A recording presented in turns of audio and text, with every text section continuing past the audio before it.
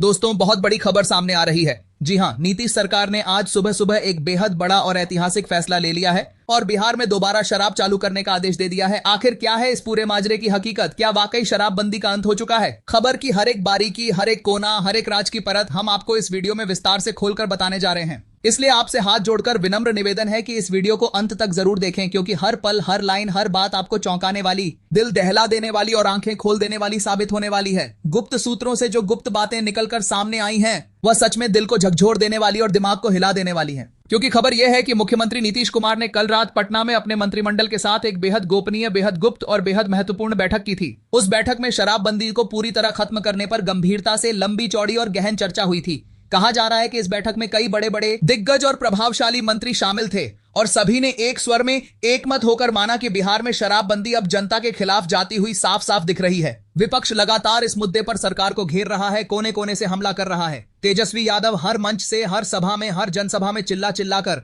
जोर जोर से कहते फिर रहे हैं कि शराबबंदी ने गरीबों को जेल में डाल दिया है, जबकि तस्कर खुलेआम बेखौफ होकर घूम रहे हैं। और प्रशांत किशोर ने तो इसे पूरी तरह फेल, असफल और बेकार नीति बता दिया है। वे गांव गांव जाकर, घर घर जाकर लोगों से आमने सामने मिलकर कह रहे हैं कि शराबबंदी ने बिहार की अर्थव्यवस्था को पूरी तरह बर्बाद कर दिया है, खोखला कर दिया है। यही कारण है कि अब नीतीश कुमार पर दबाव बहुत ज्यादा, बेहिसाब और असहनीय स्तर तक बढ़ गया है। सूत्रों के मुताबिक नीतीश कुमार ने मंत्रियों से साफ साफ स्पष्ट शब्दों में कहा है कि जब हमने शराबबंदी लागू की थी तब हमारा मकसद था समाज को नशे से मुक्त बनाना, पूरी तरह आजाद करना। लेकिन आज हालत यह है कि लोग चोरी छिपे अंधेरे में पी रहे हैं, अवैध शराब से हादसे हो रहे हैं, मौतें हो रही हैं, पुलिसकर्मी रिश्वत में डूबे हुए हैं, भ्रष्टाचार में लिप्त हैं और अदालतें केसों से भरी पड़ी हैं, लबालब हैं।